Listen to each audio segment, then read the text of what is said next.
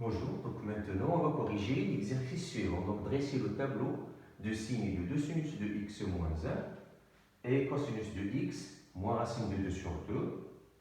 Et dans la deuxième question, résoudre dans l'intervalle moins p sur 2 p sur 2, 2 sinus de x moins 1 fois cosinus de x moins racine de 2 sur 2 est inférieur ou égal à 0. Donc premièrement, on commence par le signe de 2 sinus de x moins 1. Okay. Donc, premièrement, on cherche à trouver les nombres qui me donnent 2 sinus de x moins 1 est positif. Et on va déduire quand est-ce qu'elle est négative. Donc, 2 sinus de x et moins 1 est positif lorsqu'on a, ou bien si seulement si, 2 sinus de x est supérieur ou égal à 1. Ça veut dire sinus de x est supérieur à 1 sur 2. D'accord? Donc, si on arrive à trouver les nombres qui vérifient sinus de x est supérieur à 1 sur 2, alors là, on dit qu'on a trouvé quand est-ce que 2 sinus de x moins 1 est positif. D'accord? Donc, maintenant, on va résoudre cette inéquation-là. Donc, toujours avec le cercle trigonométrique. Voilà, rappelez bien les étapes. Rappelez bien les étapes, s'il vous plaît. Donc, premièrement, on construit le cercle trigonométrique. Deuxièmement, l'intervalle dans lequel je travaille, donc l'intervalle ouvert moins p sur 2 jusqu'à p sur 2. D'accord? C'est la deuxième étape. Donc, maintenant, on cherche quand est-ce qu'on a sinus de x égale à 1 sur 2. Alors, toujours avec la main et la trigonométrie, donc sinus de x égale à 1 sur 2 quand on a x égale à p sur 6. Voilà, donc p sur 6. Donc, puisqu'on a trouvé p sur 6, donc là, on va partager le cercle en 6.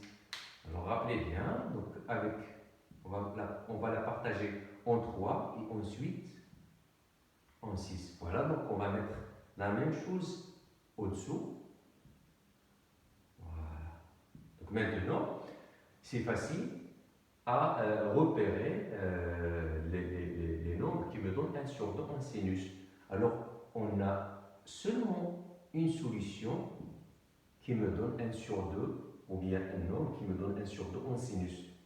C'est ce nombre-là. Donc, pour trouver ce nombre-là, je commence toujours par l'intervalle, par la valeur minimale qui est moins p sur 2. Moins p sur 2 jusqu'ici me donne 0. Et là, je trouve p sur 6. Voilà donc p sur 6 qui me donne 1 sur 2. Alors, sinus de x est supérieur à 1 sur 2 correspond à cette partie-là, ou bien à cet intervalle-là. Alors, les nombres qui se trouvent dans p sur 6, p sur 2, me donnent sinus supérieur à 1 sur 2. Voilà, donc on a trouvé quand est-ce que cette quantité-là est positive. Voilà, donc elle est positive quand on a x appartient à l'intervalle p sur 6, p sur 2. Mais maintenant, je vous pose la question, quand est-ce que cette quantité-là est négative? Bon, elle est négative dans ce qui reste, donc dans l'intervalle moins p sur 2, p sur 6. Alors, on va faire une récapitulation de ce qu'on a trouvé dans un tableau, comme d'habitude. Voilà, donc premièrement, une case pour x, une case pour 2 sinus de x moins 1, une autre, voilà, toujours la première x, donc je vais mettre l'intervalle ici, puis sur 2, puis sur 2, puis sur moins, puis sur 2, puis sur 2, d'accord? Voilà, donc je vais mettre puis sur 6 entre les deux nombres, voilà, puis sur 6, pardon, puis sur 6, et donc 2 sinus de x moins 1, il s'annule en racine, en p sur 6. Pourquoi? Parce que si je remplace x par p sur 6, alors je trouve 1 sur 2. Donc 1 sur 2 fois 2, ça donne 1. 1 moins 1, ça donne 0. Et c'est ce qu'on a trouvé ici. Donc la quantité est positive dans l'intervalle p sur 6, p sur 2. Et là, elle est négative. Donc maintenant, le signe de cosinus de x, le signe de cosinus de x moins racine de 2 sur 2. Voilà. Donc, on va chercher les nombres qui me donnent un résultat positif dans l'intervalle pi sur 2, moins pi sur 2, pi sur 2. Donc, cosinus de x moins racine de 2 sur 2 est positive. Quand est-ce qu'elle est positive? Elle est positive si seulement si cosinus de x est supérieur à racine de 2 sur 2. Voilà. Donc, cosinus de x est supérieur à racine de 2 sur 2. Pour trouver les nombres, on va toujours travailler avec le cercle trigonométrique. Donc, les étapes, rappelez bien les étapes, le cercle trigonométrique. Ensuite, l'intervalle, moins pi sur 2 jusqu'à pi sur 2. Et l'intervalle est ouvert. Alors, cosinus de x égale à racine de 2 sur 2, on pi sur 4. Voilà. Donc, pi sur 4, donc je vais partager le cercle en 4. Voilà, regardez bien. C'est la même chose ici.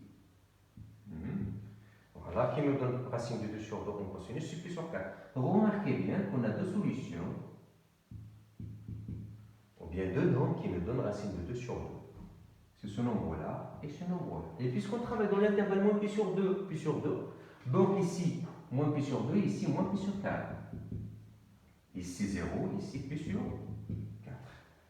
Voilà, donc cosinus de x est supérieur à racine de 2 sur 2, ça veut dire que x appartient à l'intervalle, à cet intervalle-là. Donc moins pi sur 4, pi sur 4. Voilà. Donc cosinus de x moins racine de 2 sur 2 est positive. Donc moins pi sur 2, 4 pi sur 4, elle est négative dans ce qui reste.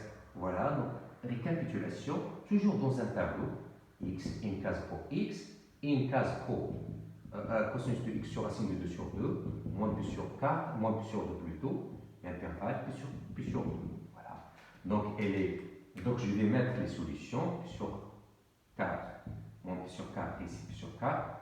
Regardez bien que le cosinus de x moins racine de 2 sur 2, il s'annule au moins pi sur 4 et pi sur 4. Voilà, donc là, est positif et ailleurs, elle est négative. Donc maintenant, on passe à la deuxième question qui nous dit résoudre dans l'intervalle moins pi sur 2, pi sur 2, de cosinus de x au moins 1 fois cosinus de x au moins racine de 2 sur 2 et est inférieur ou égal à 0. Voilà, donc déjà, on a étudié le signe, donc il suffit de récapituler le signe de 2 sinus moins 1 et cosinus de x au moins racine de 2 sur 2 dans un même tableau et on va voir quand est-ce qu'elle est négative. Voilà, donc toujours, le tableau nous sert à récapituler le signe des expressions. Donc 2 sinus de x moins 1 fois ici une troisième case pour cosinus de x moins racine de 2 sur 2 et la quatrième pour le produit, donc de sinus de x moins 1 facteur de cosinus de x moins racine de 2 sur 2. Voilà.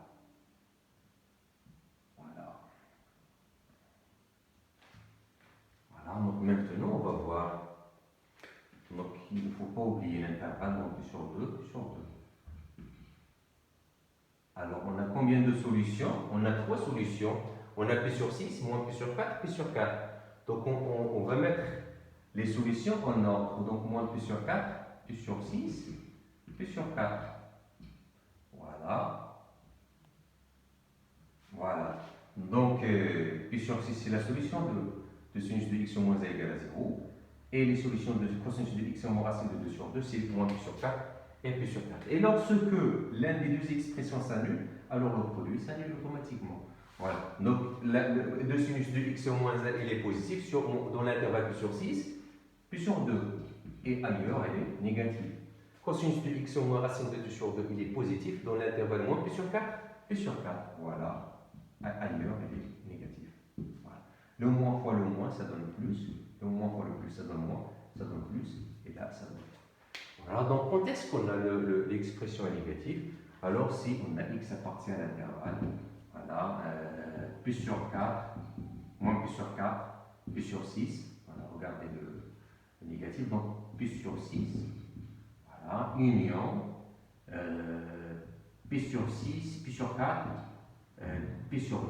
Voilà. Donc l'intervalle est toujours ouvert en pi sur 2, mais vous avez l'égalité au égal, on n'avait pas strict, donc je vais fermé ici, et ici, et ici, puisque ce sont des solutions. Voilà l'ensemble des solutions, ou bien l'intervalle, ou bien là où on trouve 2 sinus de x au moins 1 fois cosinus de x au moins racine de 2 sur 2 n égal.